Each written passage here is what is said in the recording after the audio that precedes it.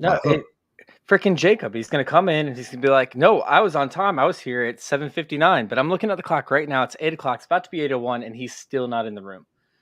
Freaking Jacob. He is awful. He's the worst. What are we doing today? I don't even know what we're doing. Oh my God, Shane. I didn't get you a show sheet. I'm so sorry. Yeah, I don't know what to do without a show sheet. Well, today we're going to be discussing the rookie values because there's a bunch of crazy trades happening with all these rookie drafts and stuff like this. So it's kind of like right up your alley, you know? I like rookies. I've done several rookie drafts, multiple rookie drafts. But even some like at the startups. same time. Some at the same time, taking on multiple rookies at once. Like we have, wait, you took multiple rookies at one time? Yeah. Look at you go. Yeah. No, but like we have, you know, a trade went down the other day where it's like DeVonta Smith for like the 105. And so I'm trying to figure out exactly where we should be valuing these rookies. Because honestly, I kind of liked the 105 slightly more than DeVonta Smith. So we got a lot to talk about. Yeah, I think I got to be honest with you, especially in Superflex. I'm taking the 105 over DeVonta Smith. And so, does it matter this year? Yeah. Well, because no, not really. Someone's going to draft Kenny Pickett. Honestly, someone's going to draft Kenny Pickett. Not lots of people. People are drafting Kenny Pickett. But even still, the 105, I'm fine with taking that over. You figure Breezy's off the board, right? Ken Walker, some various combination of probably Drake London in most drafts, Garrett Wilson, maybe. I've done probably 10 rookie drafts, like actual my personal league, and for my personal league, and I haven't seen Kenny Pickett go before the 108. Oh no! I've seen him go earlier. Yeah, I've seen Malik Willis go in first rounds of drafts, like the draft. Oh my God, are you serious? Like, yeah, bro. It's real in the streets out here for people that are struggling for quarterbacks. Apparently. Jesus, man, that's crazy. All right, you ready to kick off this episode? Yeah, let's go live. Hey, Jacob's here. Just in time. Yeah, man. Believe it or not, when Shane asks on the day of to impromptu move it up an hour so that I have to record it precisely 5 when I work till 5, I might be a couple hours late booting into the stream. Yeah, it's a fun one. That's a fun one. Let's go ahead and kick this one off.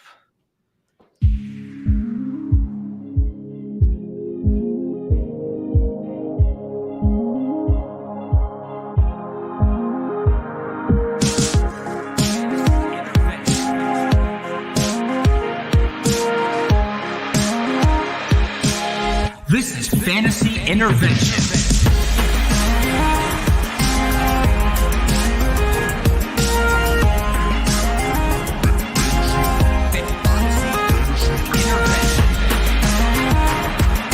Now here to intervene with your fantasy life, Shane Manila, Jacob Sanderson, and Chase Vernon.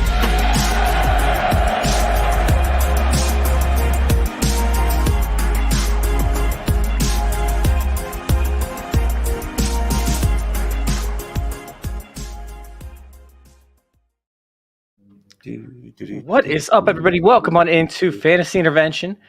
I'm your host, Chase Vernon. I'm joined by, of course, Shane Manila over here and Jacob Sanderson. Shane, stop messing with the cameras. Damn it. Look at you camera hog. I forgot to take away the permissions again. Damn it. Anyways, we are here today. Dude, Shane, I swear to God. We are here today to talk about some of these rookie values, of course, where some of these guys are going in the startup drafts and rookie drafts as well, and what you guys should be looking to pay while acquiring some of these players. So let's go ahead and kick it off and talk about some of the drafts that we've done already and some of the surprising things that we've seen in some of the drafts thus far that we've been in. Is there anything that really stands out? Like, you know, I said that I've been in probably about 10 drafts so far, and Kenny Pickett for me hasn't gone before the 8th overall pick. And then Shane said he's gone well before that in multiple drafts. He even said Malik Willis went in the first round in one draft recently. So is there any instance in particular where you just saw something kind of crazy? Crazy. I saw Grant. No, it wasn't Grant. Someone drafted Jalen Wademeyer, or was it Grant Cockataller? It doesn't matter. It was one of those two in the second round. It's pronounced Calcatrera. It doesn't matter. I'm not going to have to learn his name. I'll learn your name when you're good at football, bro. Yeah, I saw one of those two go in even though it's a start 2 tight end, I saw one of those two go in the second round, which was kind of bananas. Seen Malik Willis go in the first round still. People apparently thinking that they're going to outscout the NFL. Always a bold choice. Yeah, that's the weirdest one. Like, I've seen so many people that are like, I wasn't on Malik Willis when he was getting hyped up as this top 12 quarterback, but like now that he's cheap, I'll buy him. It's like, it doesn't make any sense. Like, the whole reason why we were hyping him up in the first place is we thought he was going to get drafted highly, and he wasn't drafted highly. If everyone just thought the whole time that he was going to go where he did, like, he wouldn't even have an ADP. He would be drafted in the 4th round or maybe in the 3rd round, but he'd be Kellen frickin' Mond. So, like, the idea that he's even in the early second conversation at all is total anchoring. I think in the mid to late seconds, like, sure, fine, take Malik Willis if you want to. But honestly, part of the reason why I'm even considering him there is like baking in the fact that people are already overvaluing him at the current moment. Mm-hmm. Yeah, that's absolutely like absurd that people are sitting there. Like, I've had him compared to Kellen Mond ever since the day one of the draft happening, where it's like, why would you even take him in fantasy outside of maybe a 3rd round pick? I could see maybe if you're quarterback needy, or maybe, you're in a situation where you have, I don't know, some quarterback that is probably on his way out, like Matt Ryan, right? And you can take Malik Willis in the late second because you have plenty of depth at all other places. Maybe Malik Willis hits, and all of a sudden you end up with a starting quarterback to take over for Matt Ryan on his way out. But I mean, that's the only situation that I see taken. If I need a quarterback, like if I'm desperate, dude, I'm just using the pick to trade for a quarterback rather than drafting Malik Willis. Jacob, you're on mute. Okay. My issue with Willis. Shane, did you mute him? No, I muted myself. So my issue with Malik Willis is just that, man, I think if you need a quarterback, it's pointless. I took Malik Willis once, mostly because I'll just kind of take everybody once or twice because I play in like a zillion leagues, and I just would like to have exposure to everybody when I get a decent enough cost on them. But the place where I took Malik Willis was just on a total rebuild team where I have no intentions of trying to compete this year. And I'm purely just looking at, like, I have like a zillion picks. This year I have a zillion picks. Next year, why don't I just try and see if I could get someone, stick them for a year, don't need them, and then maybe there'll be a really positive news cycle and I can try and trade them for a first next year or something, like a 24 first in the offseason. So I'm looking that's possible. I'm looking at the MFL ADP. I just pulled it off of DLS, and I looked at the ADP from May 1st through May 11th. Because we don't care about anything prior to the NFL draft. Somehow Malik Willis is still going off the board at 14 in Superflex drafts. Yeah, I would never take him there. To be clear, I have one league where I actually did like need a quarterback because I drafted a while ago and I had Lance, and it's a 14-team league. So I had Lance and I have Jimmy, and it's increasingly looking like those two might actually be on the same roster. So I was like, this might not be ideal. But I did not draft Willis. Like, I don't think Willis is starting games in 2023. I ended up taking Ritter. I think Corral could have been considered, but I think if you're actually like hoping to get a quarterback play games this year, I think it's probably Ritter or Corral, just because those teams are way worse and the quarterbacks are way worse. Like, to me, Willis is totally a 2023 play. And the issue is, like, I think people are just really overconfident that he's going to start in 2023. Like, I think that it's possible they just bring Tannehill back. Like, what if Tannehill's really good this year? He was really good in 2019 and 2020. He was terrible in 2021. What if Burks comes out and he's a stud and Tannehill is able to do what he did the previous 2 years? It's plausible. Or what if he's not that good and they decide we don't want Tannehill, but we don't want this freaking Willis kid either that we invested nothing into, and we're just going to go get some other dude. Like, that's probably the most likely scenario. Yep. So real quick, I just want to let everybody know if you're on Twitter, we can't see the comments, we can't see the questions. So bring them on over to youtube.com/fantasy intervention. Once again, that's youtube.com/fantasy intervention. Make sure you guys hit subscribe over there and click like on the episode and keep those comments coming. But to your point, I do want to discuss the point on Tannehill. The Titans are somewhat in a cap hell of a situation for 2023. And they have a couple areas that they can work with. Like, they have probably about $40 million worth of malleable money where they could end up extending players, whatnot. But a big portion of that is actually Ryan Tannehill's contract. Now, they could cut him and they could end up saving a good chunk, but they're dealing with a lot of dead cap as they do that. But if he plays well, if he plays above expectations, with a rookie wide receiver, he's once again in just a terrible situation, just like he has been since arriving with the Titans. But if he does well enough, they could end up extending him.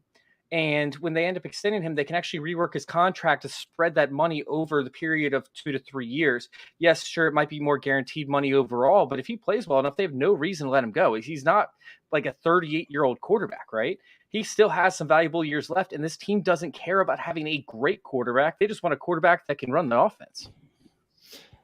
Right. We're having this is what's so crazy about Twitter is just a lack of foresight, right? Like Twitter on one hand can have the level of worry war energy to the point that there's like a large number of people in the universe that think that San Francisco is going to start Jimmy Garoppolo over the player that they traded 3 first-round picks for. And yet people are convincing themselves that there's no chance that the Tennessee Titans would start Ryan Tannehill, who is, by the way, like much better than Jimmy Garoppolo, over Malik Willis, who they did not spend 3 firsts on, but instead spent 1/3 on next year. Like, come on. Dude, that's funny. That's pretty funny. All right, so let's go ahead and let's move on to, I guess, the first player that's the highest up the draft boards right now. I mean, it's undoubtedly Breece Hall, right?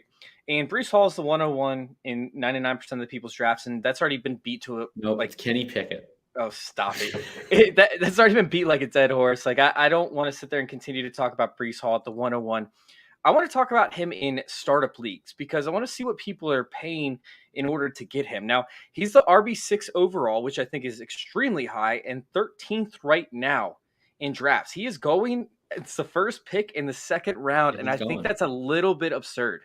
You're absurd. The issue with, so is that one QB or super flex? That's one QB, but yeah, the point was RB6 essentially. Okay, I don't think that's too high in one QB actually. Like I think he's in tier 2 of running backs for me, which is 2 to 6. Is he?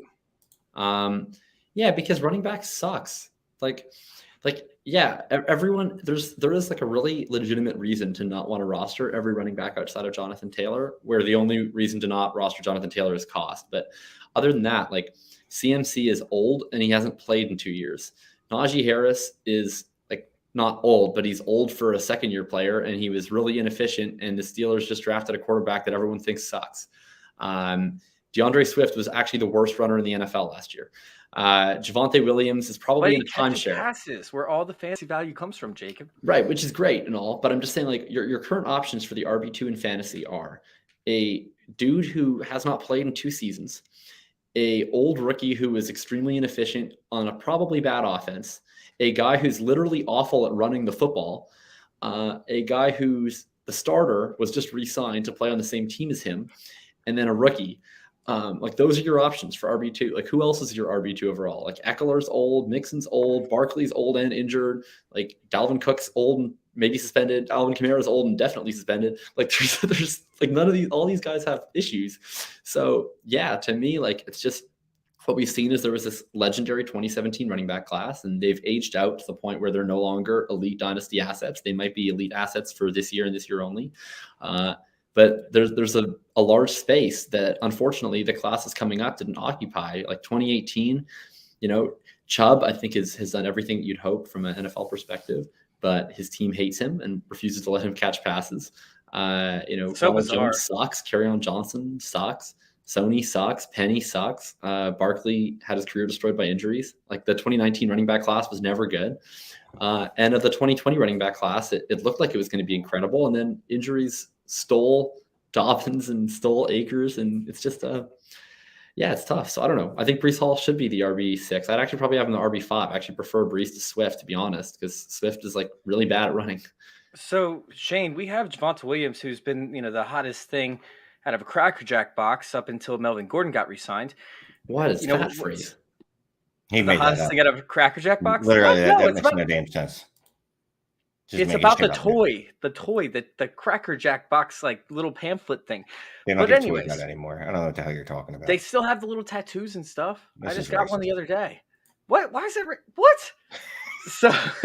So anyways, the Melvin Gordon's threat to DeVonta Williams, is that bigger than Michael Carter's threat to Breece Hall? Yes, yes, but You should not. I mean, Melvin Why? Gordon should have been baked into that anyway. Melvin Gordon should have been baked into. You should have known that Javonta Williams wasn't going to be there by himself, because the Broncos pretty much did everything but tell you that. And Michael Carter is a trash can. So He now was that good he last year. So now that he has a real running back on that team, he's going to look even worse by comparison purposes, and they're going to go, no, there's literally no reason. I'm sure Michael gets some run. Michael Carter gets some run, but Melvin Gordon's a much better player than Michael Carter ever will be at any stage of their life. Melvin Gordon could be 65 years old, and it'd be better than in his prime Michael Carter. Shane, have you ever heard of David Ricardo? It sounds vaguely familiar. Yeah, David Ricardo is the economist who came up with the theory of comparative advantage. No. He's the guy from I Love Lucy. I'm pretty sure. Maybe that too, No, but no. Here's why I think that Carter is actually. I agree that Melvin is significantly better than Michael Carter, but why I think that probably I'd rather share backfield with Melvin than Carter is for a couple reasons. I mean, the first one is that Melvin is going to be like 29 years old, so I don't think he's a long-term issue for Javonta Williams. Now, it's entirely possible that the Broncos have just like made an ideological commitment to committeeship, and they will just replace Melvin with another Melvin. That's totally possible. Don't say that. We don't say that. Well, I just said it. But here's the issue. Like, if you're deciding like, okay, so the idea of comparative advantage, like it doesn't actually matter, if like one country can produce a certain good more efficiently than another country. It's if there's one country that say can produce every good most efficiently, it's still not in their interest to produce all of them. Like they're going to produce the one that they can most efficiently produce, and then other countries will produce the goods that they can most efficiently produce, and they'll all trade with each other. And I think that there's a comparative advantage aspect to the Jets backfield where Michael Carter has a core competency as a pass catching back. And that's an area that Breece Hall can certainly do, but he doesn't really have any comparative advantage at it. Whereas Javonta and Melvin, I think, are more redundant in a sense. So I think like at the floor outcome, Breece is safer in the sense that I think he has the early down rushing on the lock. Whereas there's a possibility that they just run the same split they ran this year in Denver. But I think from like a longer term or from an upside perspective, if Javonta is just so good and Melvin's just like 10% more dusty than he already is, I could see a scenario where Melvin just becomes entirely redundant to Javonta in all aspects of the game. Whereas I could see a world where they look at it kind of how, even the Colts look at it with like, okay, Jonathan Taylor's obviously a way better player than Naeem Hines, but he's like way, way, way better as a rusher. And he's either the same or slightly worse or slightly better in the passing game. So let's just play Hines here where he has that comparative advantage. And then we'll be able to preserve Taylor for where he's significantly better. All right. So let's move on real quick to the, I'm very upset that I like put in all this work coming up with a 200-year-old economic metaphor, and you just said, let's move on. No, I liked it. I liked it a lot. I took a lot of notes. I actually loved it. And I do think that the upside is there for Javonta Williams, but I'm not going to try and follow that up with some archaic English language. Do you want to talk about the invisible and hand? Talk about the invisible hand. Yeah, the invisible hand actually is what Ronald Jones has. That's why you can't catch passes. Exactly. So let's move on to a player that is up some people's boards and way down on other people's boards with Kenneth Walker. He's in a weird situation in Seattle where you could see a ton of work, right off the bat. Rashad Penny, I don't think is much of a threat. He's on a 1-year contract. So even so, like he could end up going in 2023. Well, he's in the Melvin spot from last, or the Javonta spot from last year, right? Where he's drafted early too with another running back who's good at all the same things that he's good at. Yeah, it's actually to a T. Well, yeah, like I don't think Penny's like ceiling, but he's not good at staying on the field. I mean, I know he played that's 6 games in a row last year, and that was impressive for Penny. And that was impressive. That was very impressive. Penny's like a way more volatile version of Melvin in the sense that like Melvin is like a very known quantity. He's not very good necessarily anymore, but he's very reliable. And then Penny is obviously not reliable, but he might actually be really good. Oh, he could be really good. Yes, he should be really good. But if he is healthy, then like what is he good at? He's good at exactly what Walker is good at, right? Which is like rushing the ball efficiently. Well, he's and not catching a lot of passes. He's a pretty good, but he's good with the ball in his hands when you actually throw him the ball because he's so elusive for a big man and he's got speed. Like he looks good. I'm not saying you're not gonna split him out wide and like, hey, run this post for us, but if you can get him some dump offs, he actually looks pretty good. I'm not even sure whether you're talking about Walker or Penny when you said that, which kind of proves my point. That was great. No, so I'll go into this question here in a second because I actually do have a question a question for this topic. But I love the fact that Walker. Somebody brought this up recently to me. Just a measurable comparison was Clinton Portis. And Clinton Portis, I did not think was a great comparison because Clinton Portis ran between the tackles a lot. And then when he found, gaps between the tackles, broke a couple tackles, he was able to gain significant amount of yards throughout college. Like that's where he got most of his work done. Meanwhile, Kenneth Walker got most of his work on beating the guys to the outside, breaking a tackle, and then getting upfield and outrunning those guys. But now he's with Seattle, and Seattle runs the ball up the middle a lot. Like they don't run to the outside nearly as much as, a team like, I don't know, San Francisco does or the Titans do. So seeing Kenneth Walker in this system, he might actually be able to fill out this Clinton Portis type role, which I love for upside to an extent, but he's still not going to catch a lot of passes because Clinton Portis never did. I love this Portis take. Tom Tipple's in the chat, and he knows that I have like a weird obsession with comping running backs to Clinton Portis. And so I greatly appreciate the Portis comp, and I can see it. I originally had comped Jonathan Taylor to Clinton Portis coming out of college, and now this makes me think that I've now comped Kenneth Walker to Jonathan Taylor, and that is a little bit tilting to me. I mean, but overall, I can see it. Like it's scary. I was sitting there and I actually went back and watched a bunch of Miami film because I did not watch Clinton Portis in college. Like that was, something I never did. I watched him with Washington because I'm a Washington fan and I loved the situation that he was in and what he did. But I mean, watching him in college, I was like, dude, these guys are actually a lot more alike than I thought. I was like, they play two different styles, but they're actually somewhat similar in their skill sets. So I'm hoping that Kenneth Walker can get there. But let me go to Shane on this question. You have Antonio Gibson, right? Who they just brought back a guy to catch passes from, right? And it's kind of shown that Washington doesn't want him to be the bell cow no matter what happens here. And I don't really understand why. I just don't get it. So, Shane, like at this point, you have Kenneth Walker going one spot ahead of Antonio Gibson, 2 spots ahead of David Montgomery. Travis Etienne is 3 spots, which I mean, I think I might play with Etienne a little bit in this case scenario. Would you be willing to trade one of these guys to get Kenneth Walker? I would trade David Montgomery, and I would trade the gentleman you said before that, Antonio Gibson. And I don't think Antonio Gibson and David Montgomery are particularly that close, to be quite honest with you. David Montgomery is a much better back in a much better situation because his team believes in him to throw the ball to him. And they've shown that he's not sharing the backfield when he's healthy. He's getting like 80% snap shares last year, like 100% workload.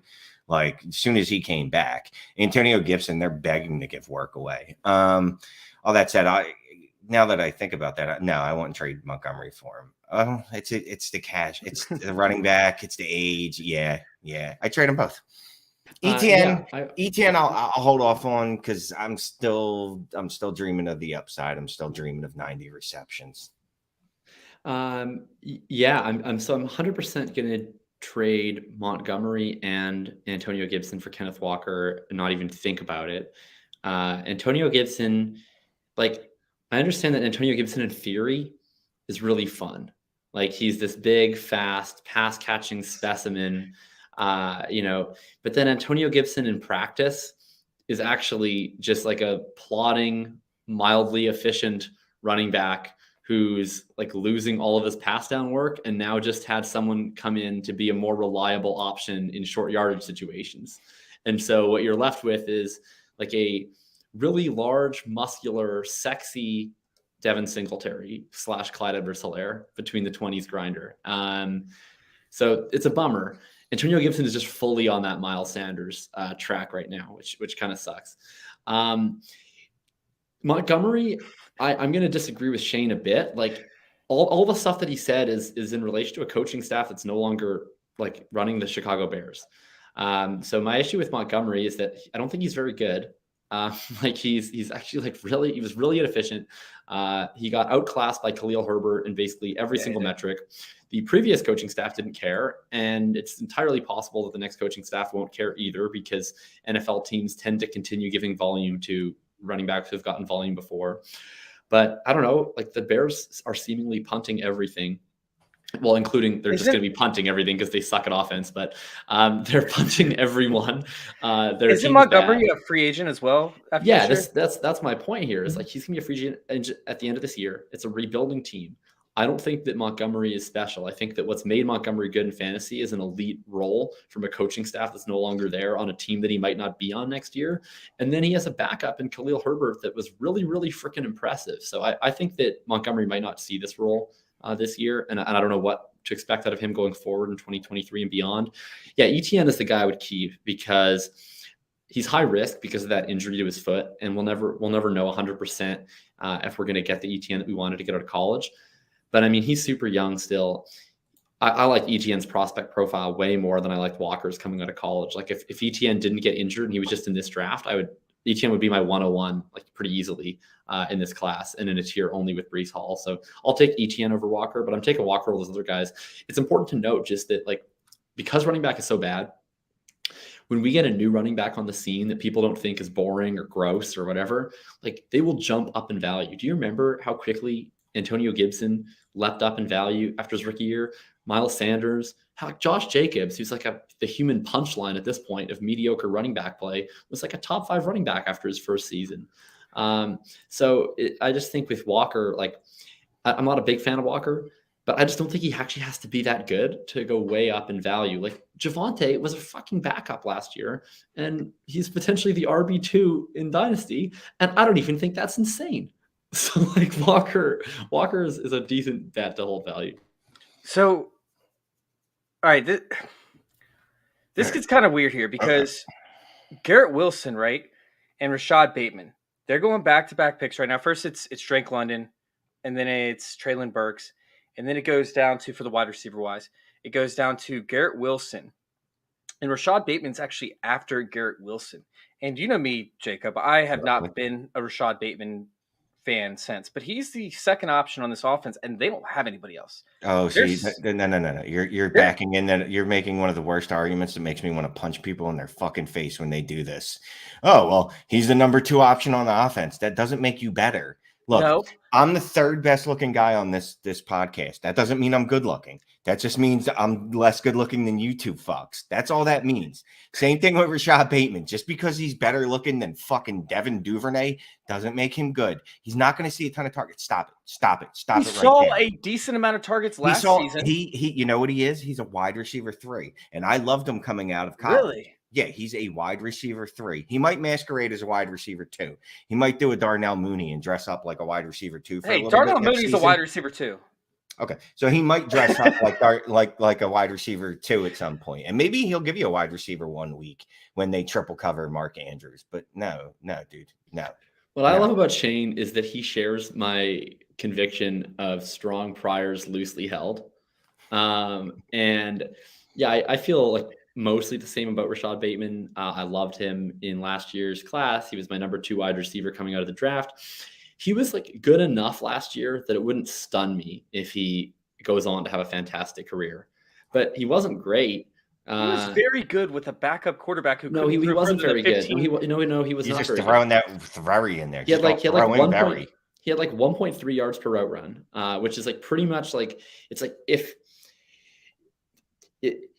like anything below that is like you're drowning in lava and gonna die, and then like above that is like, oh, actually you're good, and then where he was just like hovering on the edge of like molten lava, and so he's in this weird spot that Jerry Jeudy is in now, as far as I'm concerned, where it's like a player who's given us some reason to think that he's decent, had a good prospect profile, but hasn't actually given us any reason to believe that he's like good or difference making. But now he's had these situational advantages that have happened to him over the offseason, and now he's getting all this hype. No, I'm not going to be in on Bateman at an increased cost. I can get Garrett Wilson, who is just as good of a prospect, probably better, and who hasn't had a disappointing rookie year. And I'm going to smash Garrett Wilson over Rashad Bateman, and not even close. I am shocked right now I'm very shocked, but we have. I mean, when you don't have me like debate something silly like Rashad Bateman versus Rondale Moore, who's like not a real football player, then yeah, I'm gonna choose the real football player in Garrett Wilson. But you were always in on Rashad Bateman last year. Yeah, I loved Rashad Bateman last year, but then he played last year and he was like not very good. He didn't have an offensive line. He had a quarterback that was constantly scrambling, like trying to make plays after. Okay, so did Marquise Brown, so did Mark Andrews. They earned targets. Why didn't Rashad Bateman earn targets? I think that Rashad Bateman is fine. It's just I can't have it both ways. Like I can't be a person who like is not willing to make excuses for other people's pet players. And then when my pet players are mediocre, then I'm going to be like, oh, well, he had this. Oh, he had this. Oh, he had this. Oh, he had this. Like, no, he just wasn't very good. Like, I don't know. I think it's, like I said, he's not hopeless. Like, he's not freaking Terrace Marshall, right? Like, I can say with 100% confidence that Terrace Marshall is awful at football and he will never do anything. And like any of my hopes and dreams for him were entirely cast away. It would not surprise me if Rashad Bateman is really good. Because he had a fantastic prospect profile. He was injured at the start of the year. Like there's some mitigating circumstances, but I would say it's less likely that he's good than Garrett Wilson. No, this is like, okay, this from John. I mean no ill will to John, who I'm sure is a lovely person. Yeah, but cool. This is the worst attitude that people have about rookies. Is people always think, oh, these rookies will disappoint. These rookies will disappoint. All these people are hyping up the new rookies. Like, yeah, when you actually, do you know who's expensive when you're in a startup draft? A bunch of second and third year players who were awesome as rookies. Like, do you know how you get those players cheaply? You draft them in rookie drafts. You trade your veterans to draft them in rookie drafts. Like, the benefit of being right on a rookie pick is still way higher than the loss of being wrong. Like, if Garrett Wilson hits, he's going to be worth 2 firsts and a second next year, right? So it's like, yeah, there's a risk that Garrett Wilson could disappoint. There's a risk that any of these guys will. They have a wider band, but that's why he's not already being ranked as a top 5 wide receiver. Like these rookies have, especially if you take rookies with good profiles, they accrue value at a much better rate than the veterans do. It is, of course, possible they will disappoint, but I don't think that you should be ruled by fear when you're approaching these rookies. I think that you should be focused on the ceiling outcomes because the ceiling outcomes are more impactful. And the ceiling outcome on a Garrett Wilson or Traylon Burks or Drake London or any of these guys is a lot higher than the second-year player who was only okay. Doesn't it concern you at all that the Jets made massive improvements on defense, and this is a philosophical belief in an offense that they want to pass or they want to run first? No. Wait, you don't draft a wide receiver. I don't think that Garrett Wilson is worse at football because the Jets will play better on the defensive line. Well, I just meant that they might not pass as often, so he might not see the volume. Very similar to what we have with Bateman. Okay, so well, no, that's not why I don't like Bateman. I don't like Bateman because he wasn't good. Okay, like I'm just saying as an example. Okay, so here's the issue with that. So I wrote this piece, and I think I'm glad that you bring that up because it's a fair point. Like, and I think that's like the kind of point that I think is. I was debating in the Spike Week Discord, like early this morning about Wilson and the other Wilson on the Jets and Elijah and all these Jets and like, should we be drafting the Jets passing game? And I think from a redraft perspective, yeah, I think those are like decent enough questions to ask. If we get into a DFS perspective, they're really important questions to ask. But from a dynasty perspective, I wrote this piece. It was my second edition of the Thinking About Thinking series about distribution curves and about how we think about shifts of the distribution or changes to the distribution. And to me, like the reason why I hate when we have these situation-based arguments for rookies is because there's so much unknown with the Garrett Wilson about just him as a player. Like we have no idea. John could be totally right. He could totally disappoint. Maybe he's the best wide receiver in the NFL. Like that's how wide the band is. We really don't know. And the most important indicator of what his ceiling is going to be is ultimately, is this guy good? Is this guy great? Is this guy okay? Is this guy bad? And then like, once we know that, then, their pass rate, their defense, their game script, all those things matter a little bit, but those things are just minor shifts of whatever his curve ends up being. Right now, we don't have any idea what his curve looks like. We don't have any idea where he is along it. Like, so I'm not going to make decisions based on these little situational factors that move things at the margins when overall his career is going to be very long if he's good. And his upside is going to be very high if he's good. And we've also seen that the market doesn't really care about these things. Like AJ Brown was stuck in fantasy hell. And people were like, no, he's good. Peripherals check out, wide receiver 1 overall, right? Like the market is very willing to forgive.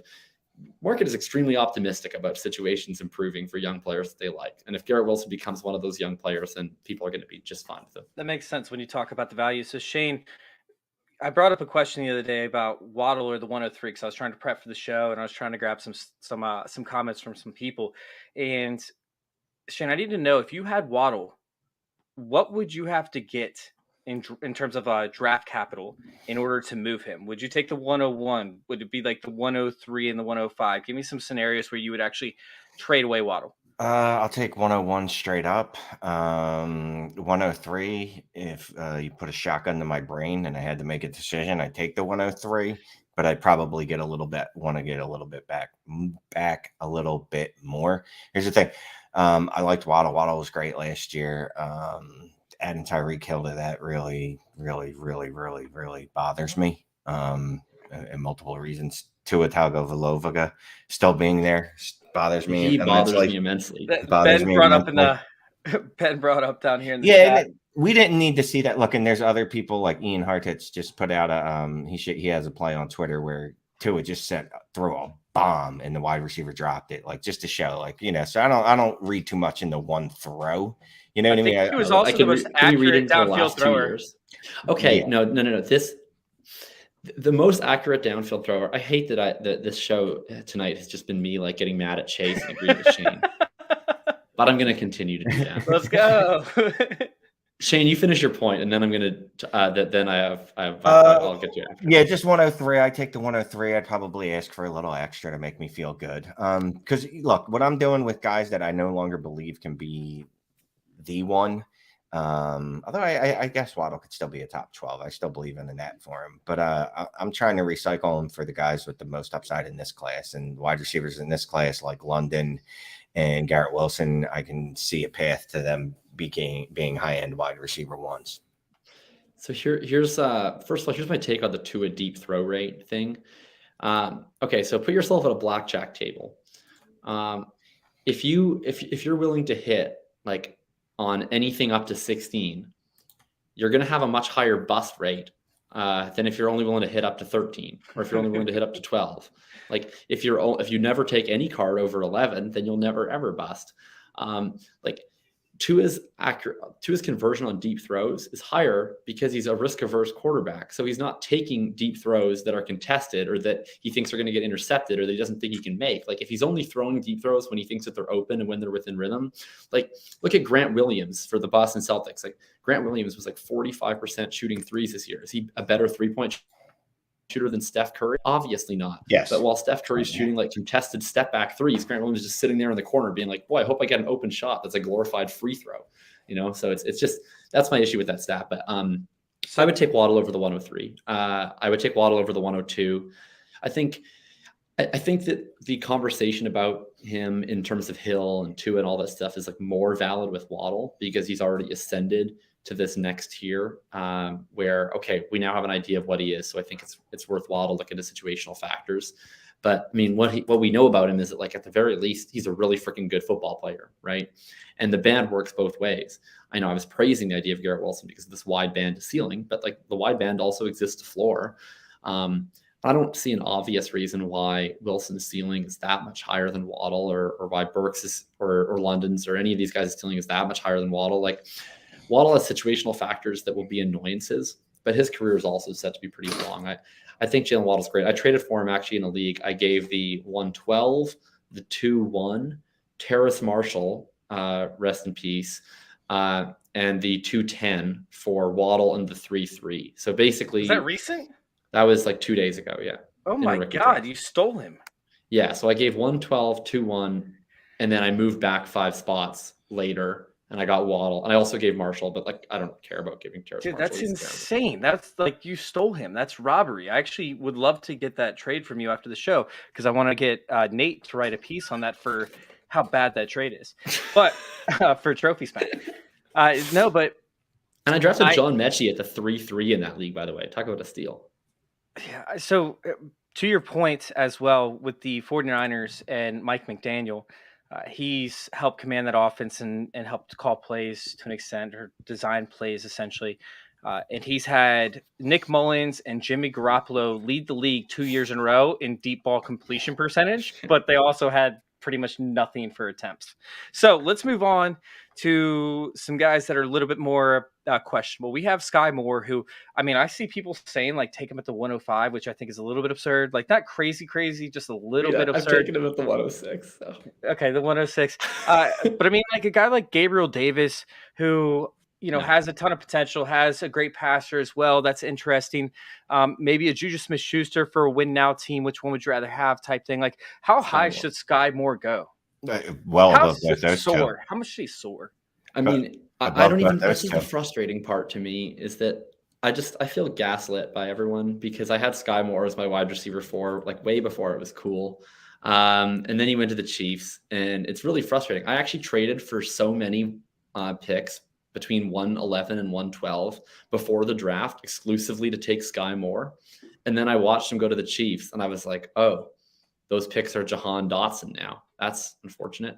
And then I imagine what it felt like for Chase to realize that he had Jahan Watson on more of his teams. Actually, Jahan Watson is correct because it's either Christian Watson or Jahan Dotson. Anyway, so Skye Moore, I love him. He's my wide receiver 4 in the class. At this point, I will no longer be taking him at the 1.6. I did early on because I didn't know where ADP would settle. And then I've learned that it's settling around the 1.8, 1.9 range. So if I want any access to Jameson Williams, who I love very much, I kind of need to take him at 1.6, and I'll do that. I just think he has way higher upside than those guys. Like, we have reason to believe that he's good because he was a fantastic prospect, and everything we talked about in rookie draft season. He was an early declare. He was super, super productive. He now goes to the Chiefs. So systemically, if he does hit, that hit is going to be very large because he has Patrick Mahomes throwing him football. So, yeah, I think he has pretty good odds of hitting, and hitting is in like being top 24. And if he's the kind of guy that would hit in any situation, he's now the kind of guy that can be a top 10, top 5 type of hit, even on wide receiver 15 to 20 type usage, because Mahomes is going to feed him efficiency. He's going to feed him touchdowns. So, Shane, would you go Skye Moore or Amon-Ra St. Brown? Oh, Skye Moore. Would you go Skye Moore or Elijah Mitchell? I know it's a running, but should I bring up wide receiver instead? It's going to be Skye Moore. No, that's fine. Look, positional. I mean, honestly, wide receiver for wide receiver, when you go down the list, they're all tiers. So, like, at one point or another, we're just going to hit a wall where I'm like, screw this guy. But I like when it's across positions because there's a little more thought involved. Yeah, I like Skye over both those, by the way, even as an Amon-Ra truther. What about DeVonta Smith? I would rather have DeVonta Smith.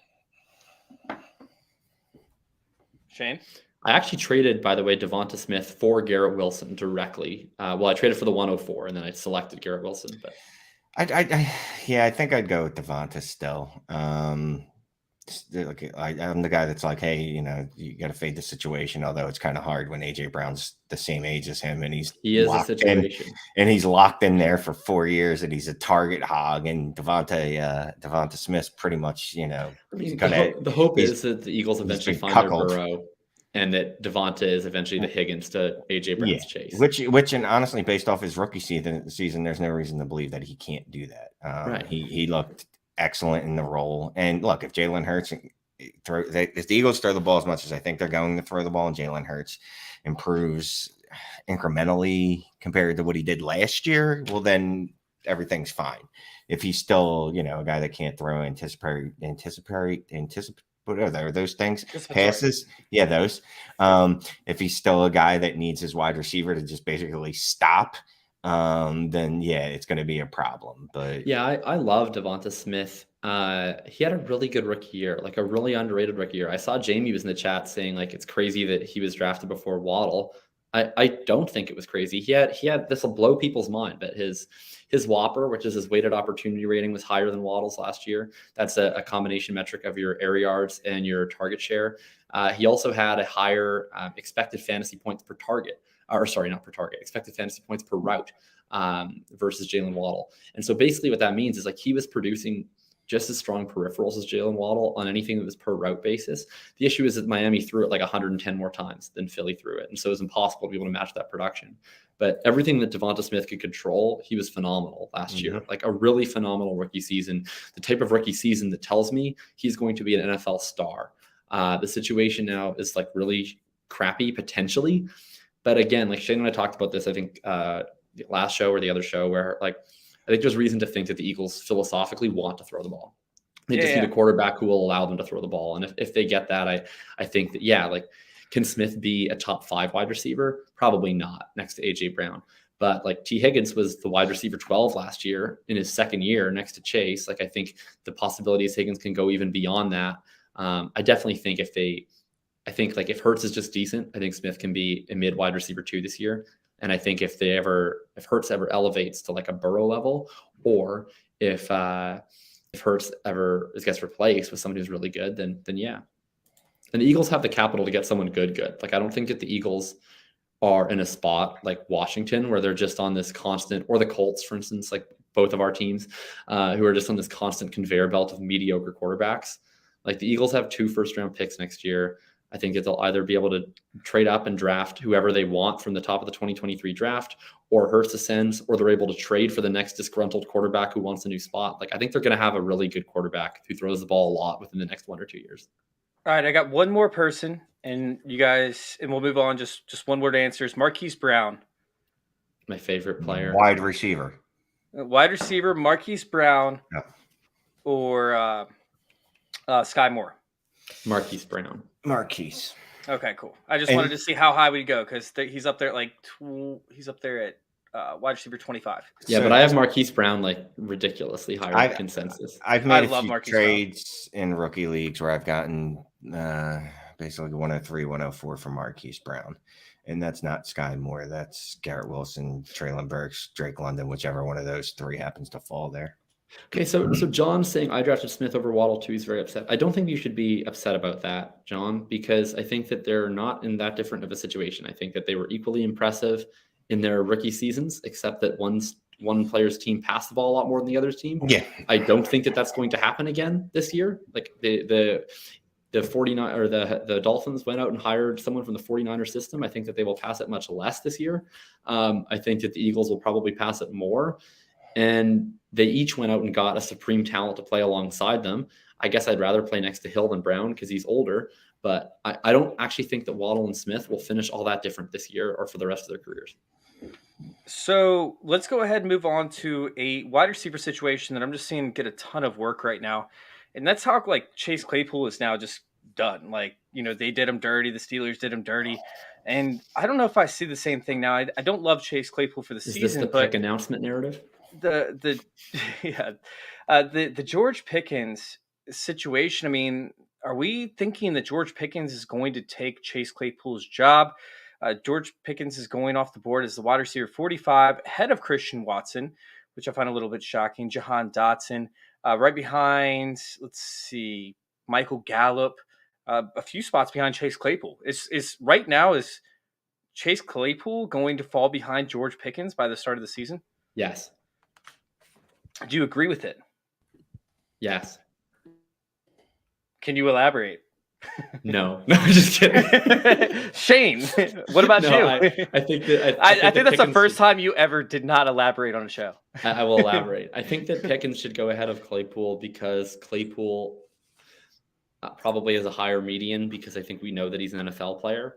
But I don't think that we have much reason to think that he is like a game-breaking elite fantasy option. But he has done it in the past when he had the opportunity to. He had multiple big touchdown games and multiple big fantasy weeks, and honestly, just Ben could not get him the ball. He didn't want to throw further down 10 yards on the field. Yeah, I think it's possible. But last year he had last year, like, so I was a big Claypool. Okay, I was not a big Claypool guy coming out of the draft. I liked Claypool coming into last year because he was earning a lot of targets on his routes, and then a couple like unfortunate things happened, which is one, they decided to keep playing Juju over him and 2 wide receiver sets to open the year. To me, that signaled a bit of a lack of faith. And then Juju gets injured. So it's like, okay, perfect. Claypool's going to get this opportunity. He's going to crush. And then he didn't. So yeah, Jamie says Claypool finishes better than Pickens this year. I agree with that. I definitely agree that Claypool finishes better than Pickens this year. But in Dynasty, to me, I think that Claypool's, like, the odds that he hits like a wide receiver 1 ceiling have fallen just based on him not doing it in his first 2 years. And Pickens still has that ceiling available to him. So I would take Pickens in that scenario. But I don't think that Claypool's dust. Like, I would actually probably target Chase Claypool. I still think he's like a solid player. And I don't think that there's much in his profile that suggests like he's a vastly different bet than, say, like Bateman or Ayuk or Judy or these other young players who have been solid and unspectacular, but who cost way more because they have sexier narratives at their back right now. Shane? I mean, what's there to say? Look, we can make excuses for Chase Claypool if we want, just like I did with Juju there, but Deontay Johnson was fine. And actually Claypool was fine last year too. The only thing that really regressed last year from his rookie year was his touchdown scoring. Other than that, he was basically the same dude. His targets per route came down though. Like he was getting more routes and his target share was static. So he wasn't earning as many targets on his routes, which is the issue for me. But clearly they don't. Fine. But either way, I mean, Pittsburgh just drafted a wide receiver in the second round, so they've pretty much told us either Claypool or Deontay Johnson's gone after this year. So it's Deontay though, right? Like you're not re-signing him. I feel like I feel like he's going to be out of their price range, but that's fine for me anyway, because if I'm betting on any of those two players, I'm going to bet on the guy that's actually produced as an elite wide receiver in the league, as opposed to Chase Claypool, who I liked going in the last year. He just didn't elevate for me. Yeah, when I say I think Deontay is gone, like I'm still buying the shit out of Deontay. Mm-hmm. Like I love Deontay. It's just I hate to do this. Like I'm gonna narrative it up here, but we know what the Steelers do. We do. Like the Steelers, they draft wide receivers and they don't re-sign wide receivers. Like this is what they do. They draft wide receivers in round 2 and round 3, and they don't pay them the top dollar. They think that they have a system in terms of identifying wide receiver talent that they have a legitimate edge at doing through the draft. And so they don't think it's worth it for them to pay big money to sign them. And frankly, they've been right so far. So I would probably continue doing that. Like they didn't pay big money to Antonio Brown. They didn't pay, or they ended up trading him. They didn't pay big money to Emmanuel Sanders. They eventually let Mike Wallace walk. I think it's pretty likely that they let Deontay walk, assuming that they end up having faith in Pickens and Claypool. And then they'll probably draft another wide receiver in round 2 next year to play alongside those two. So I just saw a trade recently with this running back, right? We have Rashad White for Rashad Penny. And pick your Rashad. Yeah. Shane, like you're the trade expert over here. Is Rashad White for Rashad Penny a good bet? Obviously, it feels like Rashad Penny, the person who received them, might be trying to win this year. The other guy might be building towards his future. How are you feeling about the Rashad White for Rashad Penny? Generally, you're not making running back trades to build for the future. That's a foolhardy endeavor. Any running back trade you make should be about today and at most next year. You're not looking to Melvin Gordon's age 65 season you mentioned earlier? Well, I think he'll still be good. Age curve does say that he's not going to be as good. I didn't like Rashad White coming into the class, but into the draft, but he was drafted in the 3rd round. He's got good capital. He actually has decent, good production in his senior season, even though he was 34 years old when he did it. Penny to me is an easy flip. Like that's why you hold on to Rashad Penny. Like you hold on to him to try to flip him for something better, like a Rashad White. Or if someone wants 2 Rashad Pennies, I'll give them both of them, and then they can give me James Cook. Just banking on, again, Rashad Penny's vastly talented, but he's also he's never shown that he can actually stay on the football field or be consistent in the few stretches that he has other than last year. I will plant my flag on this one that not only would I take Rashad White over Rashad Penny, I think Rashad White should be drafted ahead of James Cook in rookie drafts. Whoa, that's a hot take right there. I like it because I actually like Rashad White. I don't think that Leonard Fournette is long for this team. I think that he could end up dealing with some injuries like we've seen in the past. And, hey, we know that Keyshawn Vaughn ain't going nowhere. So I actually somewhat like this take. It concerns me a little bit with Tom Brady and rookie running backs because he has never had a good rookie running back. And we have Rashad White, who is, 23, I believe? So he's an older rookie. I don't really care that much about like a running back age. First, Naji Harris was a 23-year-old rookie, and we drafted him with a ton of capital. And I was like one of the reasons I wasn't as big on him. But that's a massive opportunity cost. Like Rashad White's going in the early 2nd in a shitty class. He'd be a late 2nd probably at any other class. It's not a massive opportunity cost. To me, with Rashad White, if you get 1 season of high-end RB2 value, if you get 1 month of RB1 value, you've already won. Because you're getting him at 205, 206. And just so I'm clear, like I don't care about how old Rashad White is. I care about the fact that it took him until he was 36 years old to produce. Like, if like Naji Harris went to school for 15 years, but he was pretty good at most of them. You know what I mean? Like if you break out early, fine. I just have more faith in you. Although running back, it matters less, apparently. Yeah, I don't know, John. Why do you like slow people so much? I think, yeah, he's saying that he would rather have Dameon Pierce or Isaiah Spiller. I would not. I think that Rashad White is like the most fantasy friendly profile in this class outside of Brees Hall, in the sense that he has the size. He's 6 feet 214. He has 4.48 speed. He has an incredible pass catching profile. He was PFF's #1 graded receiving running back last year, and he had an 18% target share. So I think that he's a really, really strong pass catching prospect. And he was fine enough in terms of rushing the ball. He was generally an efficient running back, running the ball at Arizona State. So I think that Rashad White is like everything that you want in fantasy. And John, I mean, maybe to an NFL team, game film matters more than speed, but like from a fantasy perspective, like those guys just don't have as fantasy friendly of profiles. Like they have some pass catching utility.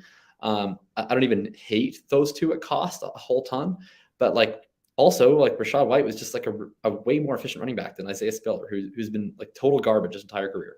And I think that, yeah, White's a guy that I really like, and he's in just an incredible situation, which doesn't matter a lot for running back because, yeah, like those players are bad though. Like, so he's saying he went to Tampa Bay. They don't use young players like Vaughn, Tyler Johnson. Well, one of those young players they didn't use is Keyshawn Vaughn, who is still on the roster and sucks, right? Like Tyler Johnson, it was a round 5 pick, I believe. Like round 5 picks are usually bad.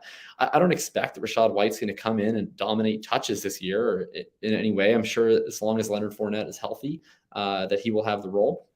But I do think that if Leonard Fournette gets hurt, which he gets hurt every single year, he's also old and he's also not that good.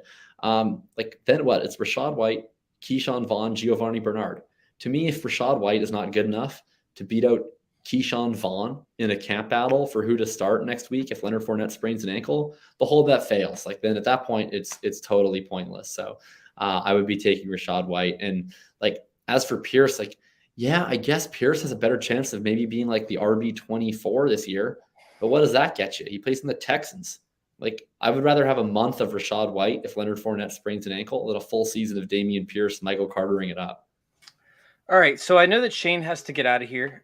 Shane, I'm going to go ahead and get you out of here on this one. And then if you want to let everybody know where to find you first and then answer the question, and then Jacob and I will actually close out the show on this last little nugget of information we want to dish out. So let everyone know where to find you and then answer the question. We have Ronald Jones, who's in an interesting situation with the Chiefs. You know, he could end up being the RB1. It's very possible. He could end up putting up some pretty big numbers. Meanwhile, you have like Samir White, who landed in a dream situation with Las Vegas. And then Brian Robinson, who's in a weird situation behind Washington. But you have like Tyler Algier over here, who actually might see all the targets. He led the league in yards after contact.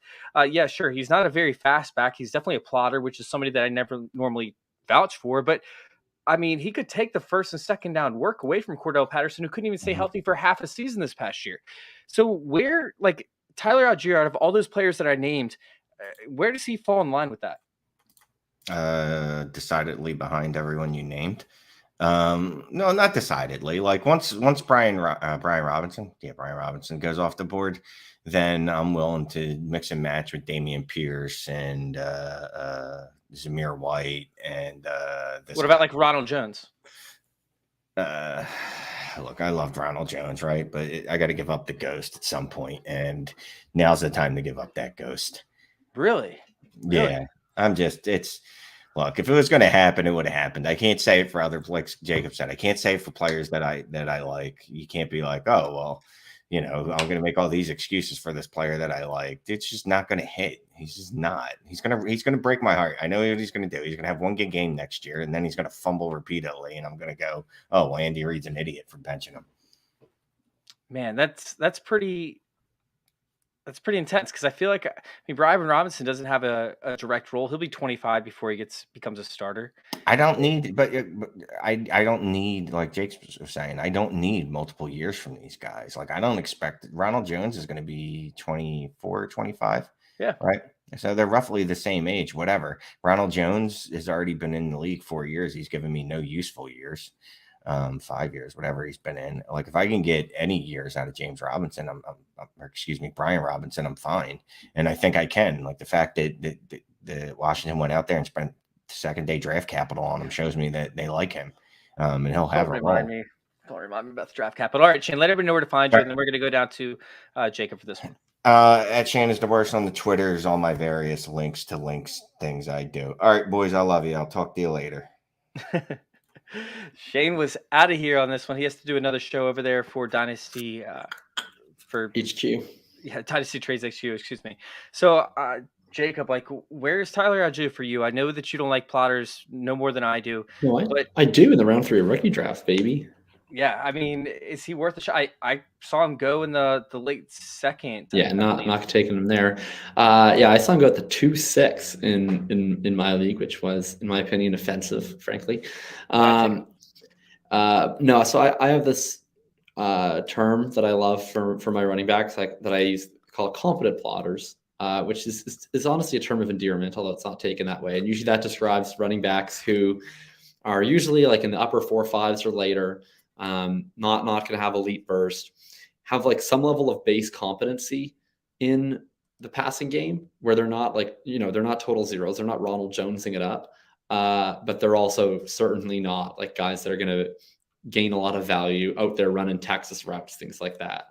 And then in general, like they're the guys who are going to have behind like things like force missed tackles, behind like juke rate, not necessarily going to be as high in breakaway rate or yards after contact comparatively. And so to me, the competent plotters in this class are like Dameon Pierce, Brian Robinson, Tyler Algier, Keonta Ingram. I don't include Spiller because he's not competent. But the other 4 are the competent plotters.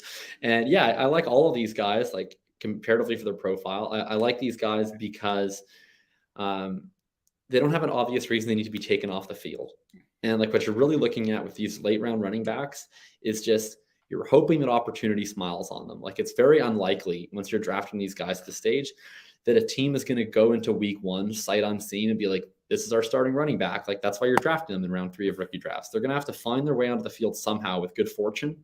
And then you have to hope that they're able to show enough to maybe retain it, or at the very least that they're good enough for a month that you get some usable production. You can flip them for a round 2 pick.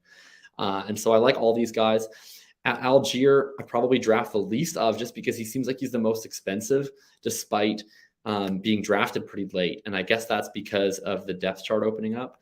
I like Brian Robinson the most just because of that draft capital being round 3. Like I think that he's going to stick and he's going to have an opportunity to be in that team. He's going to have a little bit more of a leash than some of these other guys. And then I probably like Algier, and then I would go Keonta Ingram as a guy who I really, really am targeting in the late rounds of drafts because he has a wide open depth chart in Arizona. Like I think people always focus on who's at the top of the depth chart. What do you mean? I like to look at Benjamin out of him. Yeah. Like I think so often the people will look at the top of the depth chart on these running backs and they see, Cordo Patterson isn't any good or Damie Williams isn't any good or whatever. Like what I love is like, let's look at the bottom of the depth chart. Like, because first step for these guys is making the fucking team and being active on game day, right? And like, if you look at the Arizona depth chart, it is nothing. It is Connor, then it is Eno Benjamin, who, like, I love Eno Benjamin, okay? There's not many people who love and hold a candle for Eno Benjamin more than I do, but it's probably not going to happen, guys. Like last year, Chase Edmonds went down. Don't tell me that. Like last year, Chase Edmonds went down. And like at a certain point, he was playing less than Jonathan Ward, who I don't think is a real person. So yeah, like you look at Keonta, it's like, okay, I don't think that Keonta has like too many obstacles in his path of being the number 2 running back. And you know who's not a picture of health? James Conner is not a picture of health. So I think Keonta is a guy that could fall ass backwards into like a 20 touch week in game 8. Like, can't you see us on the DFS show one week just being like, Keonta Ingram is 4,800. James Conner's out this week. He's going to be 40% owned in cash games. Like that's going to happen at some point this year, I think. So Algier is actually like my favorite riser, right? I haven't had a lot to be able to say for the past few weeks, like just because it's been a ton of content from you and Shane, which we love. But Algier has been slowly moving up my boards throughout the season, right? And we saw 28, I believe, receptions in college, 199 yards. I believe it was 1,100, 1,300 rushing yards. It was a small school, super but productive. He was actually one of the most efficient running backs in terms of yards after contact and ability to break tackles. I believe he was second over the past 3 years and first over the past 2 years in terms of that. Beat out Breece Hall. I know it's not the same level of competition, but now he goes to a team that has Cordo Patterson and Damien Williams, both of who can't play a full season. I mean, I don't know what Cordo Patterson is even thinking, being like, hey, like he should pull Deebo Samuel at this point. He's a 30-year-old wide receiver playing running back and just taking a beating back there. He looked terrible after, I think he hurt his ankle right around like week 8-ish. Yeah, and then he didn't miss any games, but what he missed was the ability to play running back. Yes. And he just looked terrible. He couldn't cut. He couldn't accelerate. And it was like, dude, you just literally took off the rest of your career as a punt returner. really wish that he would have just taken like 2 or 3 weeks to heal up and then just come back. He was so bad. All it takes, right, is Cordo Patterson to go down for Algier to see a significant workload. And what about my guy Damien Williams?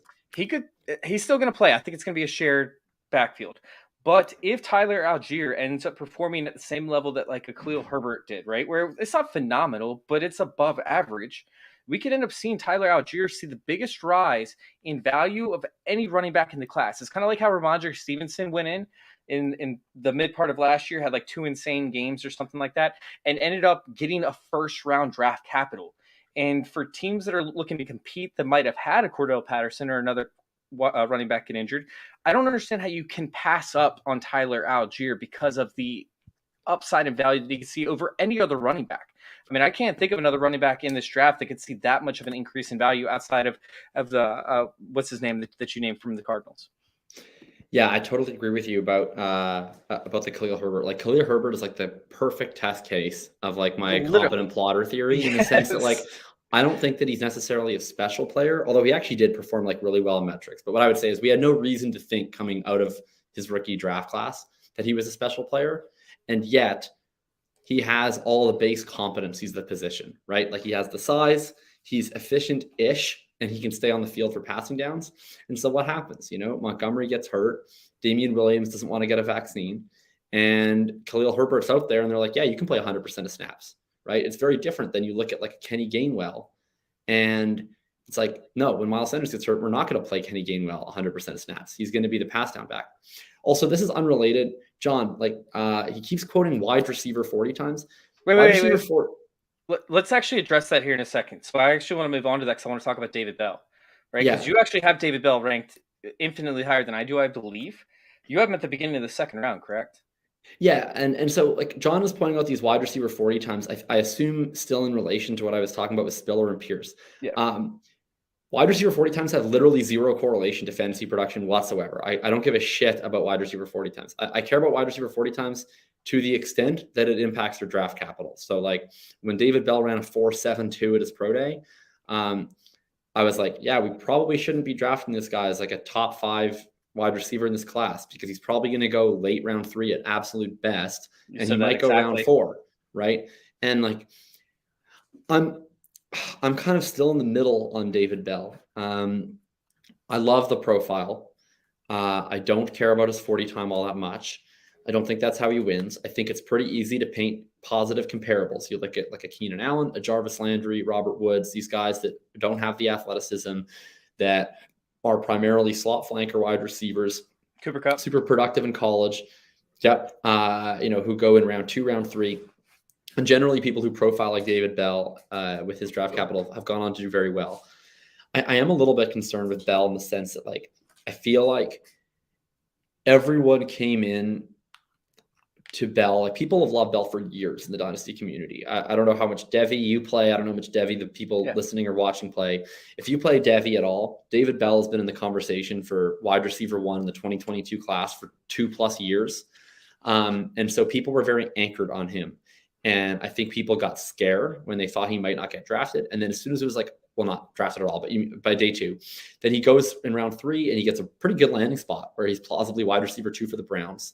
And people are like, oh, it's all fine now. We don't have to worry about it anymore. Yeah, right back. Business as usual. It's like they used a round 3 compensatory pick on him. If the Browns didn't draft him, we have no idea if any of the like 5 teams left in round 3 would have drafted him. Maybe not. Probably not, just based on the divergence of that territory. Like he was really close to a point of the draft where people would just be writing him off as dead. I I'm And fine with David Bell. he might be telling teams not to draft him either if he falls. Like if he would have gone day 3, like he might have been telling teams, "Hey, don't draft me. I want to play on a 1-year contract as an drafted free agent, so that way I can prove how valuable I am." Because there are a lot of players that have actually done that. So he could have seen a free fall to like 6th or 7th round, and he would have said, "Hey, do not draft me. I will not sign my contract if you draft me." And we've seen it happen with multiple players. I believe that's what happened or was going to happen with Benjamin, and it didn't end up happening. Yeah, who knows? So I don't know where I'm at with David Bell's. Yeah, I'm going to end up higher than him on consensus. But like, I honestly, I'd rather have Wan'Dale Robinson, who has just as good or better of a production profile and went in like early round 2. I understand that Bell is large and that people are not used to players of Wan'Dale's size succeeding. There's less high-end comps. But yeah, I just think with Bell, like he has the same systemic issues Wan'Dale has. He can't beat man coverage outside. He's a slot wide receiver. He's not technically refined. His release package is not there. It's not developed. He doesn't have the athleticism. And you look at the guys that have succeeded, they don't have the technical, Bell doesn't have the technical skill that they do yet. I think that it's possible he can develop that. But right now he's a slot yak player. And I think that we've seen people like Amon-Ra St. Brown, Juju Smith-Schuster, Cooper Kupp start their careers as slot yak players and have immediate success. Some of them, like Cooper Kupp, who I just mentioned, can transcend to a way, way higher dimension over time. And maybe David Bell gets there. So I like David Bell, but I've seen him even go in round 1 in some drafts. I'm not taking him there. I would absolutely not consider David Bell until after Watson, Dotson, and Pickens are off the board. I'm fine if you want to take him ahead of Wan'Dale Robinson. I'm fine if you want to take him ahead of John Mechie, those kind of guys. But that's kind of the range I think you should go in. And John, talking about Spiller's game film, yeah, I think here's the thing with Spiller. Like, I understand there are people who are better film folks than I am and more committed to evaluating the position through film that think Spiller has good game film. What I'll say is that his efficiency metrics are the worst in the entire class. He's like the worst running back in this draft class that was drafted by any efficiency metric you look at. He sucked. And then the NFL, who is still a film-based process, took Isaiah Spiller on day 3. They said he was worse than Tyrion Davis-Price. I think that Spiller is the running back version of Malik Willis, where I would have been willing to take Spiller pretty early if the NFL took him very early, despite the red flags of his efficiency, because he has the size, he has the pass catching ability, he has those core competencies. The NFL said, no, this guy's ass. And anything that I look at says, yeah, I think he's probably ass. So I don't really know why he's going higher than guys like Brian Robinson and Tyrion Davis-Price. I think like in one league I'm in with a bunch of other spreadsheet nerds, he fell into the 3rd round and I took him because I think that's the only chance I'll get to have him in the 3rd round. But Spiller and Willis are both guys that I think people are anchored to pre-draft opinions on when the data never really supported that they were that good in the first place. And I love taking Bell at 207. That's where I would love to get David Bell. Sadly, I mostly draft with nerds, so that's not going to happen to me. All right, David Bell, Jalen Tolbert, Alec Pierce, Isaiah Spiller. Yeah, Bell for me clearly above those guys. He's going 1 spot above Tolbert, 2 spots above Pierce, and 3 spots above Spiller. Yeah, clearly Bell for me among those guys. Like all those guys have, well, I guess Pierce has good draft capital, but I'll take Bell because the production profile, Pierce production profile sucks. Tolbert's is fine, but it's all late production. So I'll take Bell over him, and then I'll take Bell over Spiller, but I actually would take Spiller over those other 2 running backs just for the fact that he plays running back. Okay. All right. Let's go ahead and get out of here. Before we do, I have one more question for you before we head out. No worries. Before I do, let's go into Trophy Smack. If you guys want to grab a trophy for your league or championship belt, they can do custom belts, or they can do guys like these guys. They're just these heavy-ass freaking belts. Y'all can go check it out. And if you get a belt or a trophy, this trophy right here is sitting on the ground right now. It's massive. It's like 4 feet tall. You guys can use promo code CIRCLE over there. Promo code CIRCLE, and you'll actually get a free ring along with the belt or a trophy. You just have to make sure that the belt or the trophy is in your cart, and the ring is as well. Use promo code CIRCLE and you'll get the ring for free. It's a $60 value. Go check it out. You guys can customize the ring, customize the belts, customize the trophies. Love it, man. It's absolutely insane. Like, these things are ridiculous. So I can't wait to do more work with Trophy Smack. Go check it out over there, trophysmack.com. Use promo code CIRCLE. So last question for you. Yeah. We have Ritter off the board, because I know you love Ritter, right? Ritter's your QB2 in this class, right? Yes. Okay, so you have Pickett and Ritter off the board. where do you go at quarterback if you're somebody that has the luxury of taking a quarterback? And then do you trade your, let's just say, late round pick for like a Jared Goff, or do you take a different quarterback at a late round spot? Okay, let's say the top of the third round. Let's say the 301. You have everybody except for Ritter and Pickett on the board. You have one team that has the luxury to take a quarterback because the team's loaded, and then you have another team that needs a quarterback, and you can either acquire Jared Goff or you can roll with one of the rookies. Yeah, so in the first scenario, give me Malik Willis.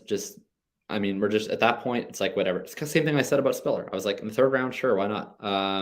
Like if Malik Willis gets a chance to play, and certainly even more than Spiller, like if Malik Willis gets a chance to play football, he's probably gonna score a lot of fantasy points because he runs the ball a ton. And then we'll see what happens from there. So yeah, 301, give me Malik Willis, absolutely. Especially on a contending team or like a high value team where I don't actually need to hit on that pick on an immediate producer. The other scenario, give me Jared Goff. Jared Goff, if I need a quarterback, Jared Goff is the only one of all of the quarterbacks, probably except for Pickett, that has a chance at starting week 1. And he's certainly going to start week 1. The Lions drafted nobody, so he'll be starting presumably the entire season, so long as he's healthy. And like, I don't think that I think it's almost impossible for a quarterback that has Jameson Williams, DeAndre Swift, TJ Hawkinson, Amon-Ra St. Brown, DJ Chark as their weapons to be worse than like a mid-range QB2, especially since the Lions defense isn't all that good. And so he's probably going to have a pretty decent volume of pass attempts. He's got fantastic weapons to throw to.